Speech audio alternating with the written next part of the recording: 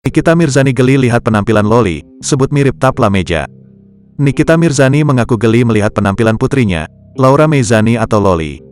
Bahkan, Nikita Mirzani terang-terangan menyebut pakaian Loli seperti Tapla Meja. Dalam siaran langsung di Instagram, Nikita Mirzani menyindir Loli, anak sulungnya tersebut. Dia happy dengan pakaian Tapla Mejanya. Teteh ketawa deh tuh, katanya geli banget, kata Nikita Mirzani sambil tertawa di Instagram, dikutip Rabu, tanggal 23 Agustus tahun 2023. Teteh aja yang orang kampung, dikasih pakaian kayak gitu, dia ogah pakai. Kadang kuning, pinknya bukan pink Tosca yang lembut, gitu, terus pakai tas, sambungnya lagi.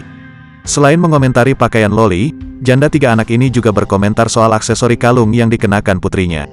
Pasalnya, Loli menyebut bahwa kalung tersebut merupakan kalung berlian. Akan tetapi, Nikita Mirzani pun membantah hal itu. Katanya itu kalung berlian. Aduh, ya Allah, berlian dari London, dari Miss Elizabeth, ujar Nikita lagi sambil tertawa. Sayangnya, mantan istri Antonio De Dola tersebut mendapatkan kritikan dari warganet.